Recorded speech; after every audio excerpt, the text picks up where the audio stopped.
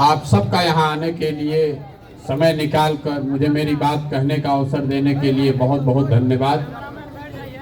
मेरा ही नाम है प्रशांत किशोर और हम कोई नेता नहीं हैं, नेता के बच्चे नहीं हैं। बिहार के एक साधारण परिवार के लड़के हैं। हमारे दादा मजदूर थे, बैलगाड़ी चलाते थे। हमारे बाबूजी यहाँ डॉक्टर थे। यही सरकारी स्कूल से पढ़कर हम भी निकले हैं। माता पिता का आशीर्वाद है, ऊपर वाले की कृपा है, जीवन में कुछ हासिल कर लिए। अब तय किया है कि अगर भगवान ने हमको शक्ति, बुद्धि, साधन, पैसा दिया है तो जीवन में जो कुछ भी है वो सब कुछ बिहार में लोगों की जिंदगी को सुधारने के लिए लगाना चाहते हैं। पिछला 13 महीना से हम पैदल चल रहे हैं। 4000 से ज्यादा गांव में पैदल चल के गए। वोट नहीं मांगते, हमने कोई दल नहीं बनाया है, हम आपसे भी वोट मांगने नहीं आए। आपकी समस्या को देख रहे हैं। एक बार ये तय किया है कि जिस समाज में लोगों की जिंदगी को सुधारना चाहते हैं, एक बार कम से कम जाकर अपनी आंख से देखें कि आप और आपके बच्चे किस तकलीफ और दुर्दशा में जी रहे हैं। हम लोग कहानी सुनते थे पहले कि जो प्रतापी राजा होता था वो रात में भेष बदल के निकलता था ये देखने के लिए कि प्रजा को क्या कष्ट है। आज आप और हम जिसको राजा बना रहे हैं वोट देके, जिसको बटन दबा के आप राजा बनाते हैं, रात का बात तो छोड़ दीजिए, एक बार जीत कर गया तो दिन में भी अपना शक्ल नहीं दिखाता है। और अगर कभी गलती से आ भी गया तो इतना ऊंचा स्टेज पर बैठता है, इतना पुलिस सुरक्षा लेकर चलता है कि आपसे उसको भेंटे नहीं हो सकता है। बड़े नेताओं की बात छोड़ दीजिए, जो छोटा नेता है वो भी 4 गो सिपाही लेके चल रहा है। लोग बताता है कि बड़ा सुरक्षा का खतरा है। हम आपको बता रहे हैं इसी बिहार में 13 महीना से हम पैदल चल रहे हैं। इतनी व्यवस्था है इसमें, लेकिन कोई एक सिपाही नहीं है। हमको किसी कुत्ते ने भी नहीं काटा। ये लोगों का प्यार है। आपके गांव से हम गुजर रहे हैं, हमको कौन मारेगा, काहे मारेगा? हम सरे में ही सोते हैं, रोज गांव में चलते हैं। ये बिहार के लोग ऐसे नहीं है कि कोई किसी को मार देगा। नेता सुरक्षा लेकर इसलिए चलता है कि कहीं गलती से आप उसको पूछ मत दीजिए कि भैया वोट के समय जो कहे थे वो तुम तो किए नहीं। लेकिन हम यहाँ आपसे नेताओं की शिकायत करने नहीं आए। नेताओं की शिकायत तो आप सुनते ही रहते हैं। हम आपको ये बताने आए हैं कि जिस गरीबी और पिछड़ापन में आप फंसे हुए हैं पिछला 50 साल से, इससे बाहर आप कैसे निकल सकते हैं। देखिए, जितने लोग यहाँ आए हैं, ज्यादातर लोग ये समझता है कि कोई बढ़िया नेता चुनकर ला दें, कोई अच्छी सरकार बन जाए तो उससे देश का, राज्य का कल्याण हो जाएगा। आपको लगता है कि अच्छा नेता आ जाएगा तो उससे आपका गरीबी खत्म हो जाएगा। इसी भ्रम में आप पिछला 50-60 साल से अलग अलग नेताओं को, दलों को, उन पर भरोसा करके वोट दिए जा रहे हैं। पहले 40 वर्ष आपने कांग्रेस को जिताया, फिर आपने 15 वर्ष गरीब के बच्चा लालू जी को जिताया, फिर 17-18 साल से आपने नीतीश जी को मुख्यमंत्री बनाया है। दिल्ली में हमने मोदी जी को भी बैठा कर देख लिया। आपका और आपके बच्चों का, बिहार के बच्चों का भला नहीं हुआ। अब अगर आज प्रशांत किशोर आए हैं, आप हम पर भरोसा कीजिएगा, हमको वोट दीजिएगा, तो इसका क्या गारंटी है कि हम भी जीतने के बाद आपके साथ धोखा न करें। इसीलिए हम वोट नहीं मांगते। आपको ये बता रहे हैं, सिखा रहे हैं गांव गांव जाकर क्या करने से आप अपनी दशा सुधार सकते हैं। जब तक आप ये नहीं समझिएगा तब तक आपका जीवन सुधरने वाला नहीं है। देखिए, दुनिया में जितने विद्वान हुए उन्होंने बताया कि गरीबी से निकलने का 3 ही रास्ता है। पहला रास्ता है पढ़ाई।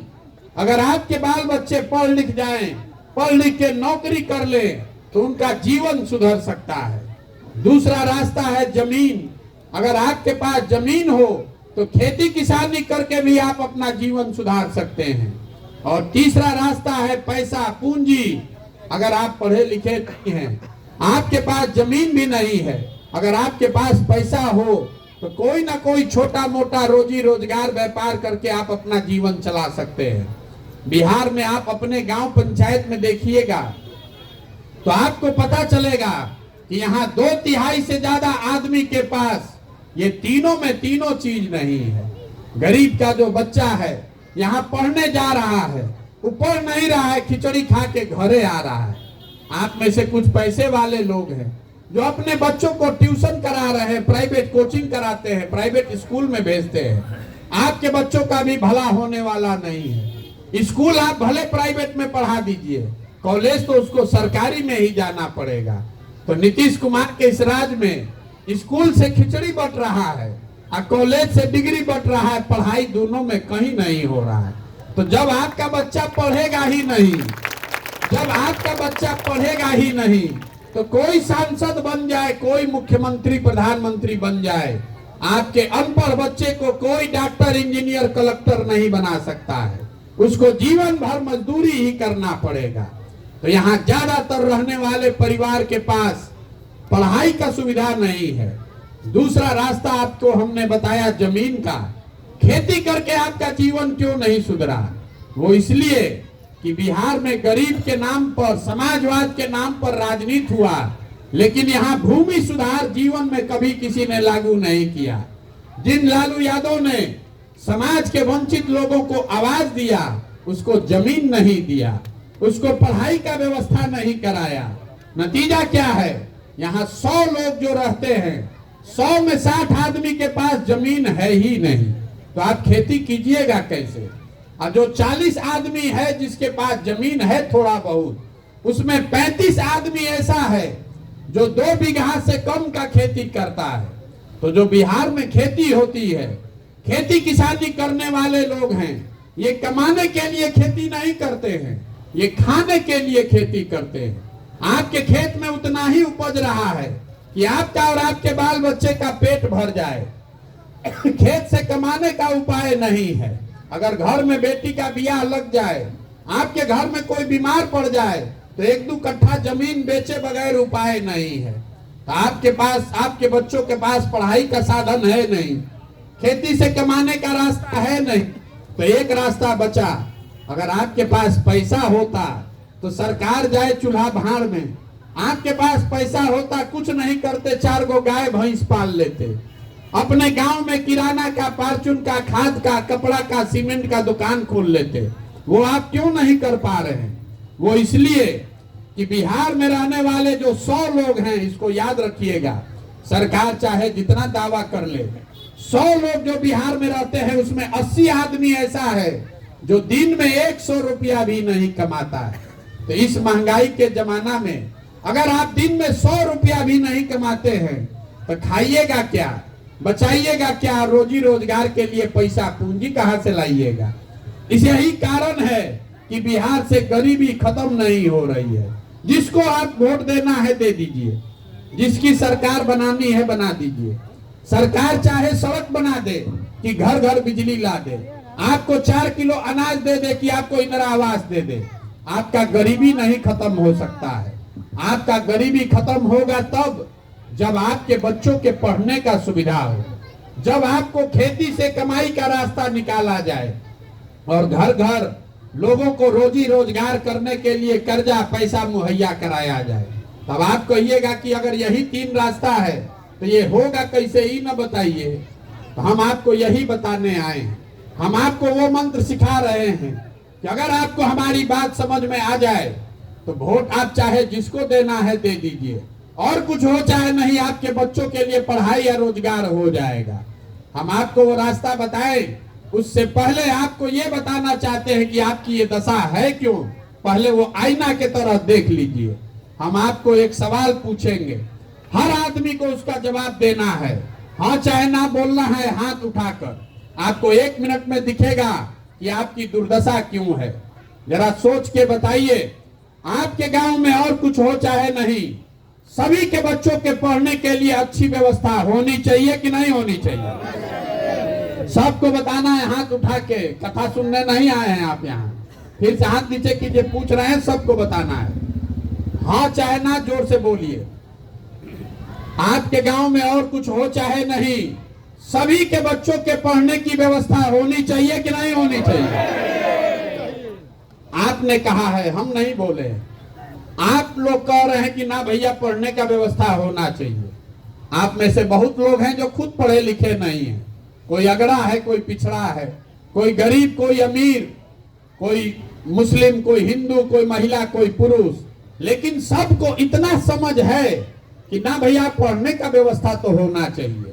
तो अब जरा जितने आप समझदार लोग हैं, जरा अपने अपने बच्चों का चेहरा याद कर लीजिए और सब लोग अपने बच्चों के नाम पर एक बार ईमानदारी से बताइए, आप में से किसने जीवन में एक बार भी बच्चों के पढ़ाई के लिए वोट दिया है?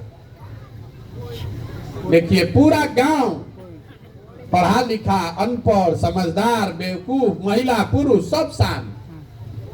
यही आपके दुर्दशा का कारण है। आपको मालूम है कि अगर पढ़ने का व्यवस्था हो तो उससे आपका बच्चों का जीवन सुधरेगा, लेकिन आप पढ़ाई के लिए वोट नहीं देते। आपको मालूम है कि यहाँ फैक्ट्री खुल जाए तो आपके बच्चों को रोजगार मिलेगा, लेकिन आप फैक्ट्री के लिए वोट नहीं देते। तो खाली 5 बरस बैठ के बतियाइएगा, ए भैया पढ़ाई नहीं है, ए भैया बड़ा भ्रष्टाचार है, ए भैया नेता बड़ा चोर है, तो आपके बतियाने से होना क्या है? बिहार में 5 बरस लोग बैठ के गाना गाता है, और जिस दिन वोट होगा तो ये सारा बात भूल जाएगा।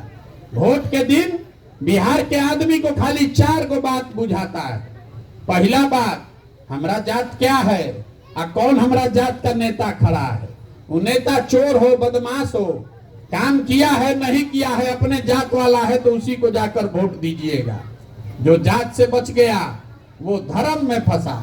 बहुत आदमी को लगता है कि बिहार में सब जाते पर वोट दे रहा है। हम आपको लिख कर दे रहे हैं, सब आदमी जात पर वोट नहीं दे रहा है। अगर हर आदमी जात पर वोट देता तो मोदी जी को बिहार में वोट कैसे मिलता? तो जो जात से बचा वो धर्म में फंसा। सब हिंदू एक हो जाइए। अयोध्या में राम मंदिर बनाना है, पुलवामा हो गया, पाकिस्तान पर बम गिराना है, तो अपना सारा कष्ट दुख भूल के पुलवामा के नाम पर जाके भाजपा को वोट दे दिए। जो दोनों से बच गया, तो जिन्होंने लालू जी का राज देखा है तो कहता है कि 2 गो रोटी कम खाएंगे, लेकिन लालू जी का अपराध का राज वापस नहीं आना चाहिए। तो जिस भाजपा के विधायक को चुनाव के 1 दिन पहले तक, वोट के 1 दिन पहले तक आप गाली देते हैं, उसी को जाकर लालू के डर फिर वोट देते हैं। और चौथा, हम लोग का मुसलमान भाई लोग है, ये लोग कहता है कि भैया जिए चाहे मर जाए, भाजपा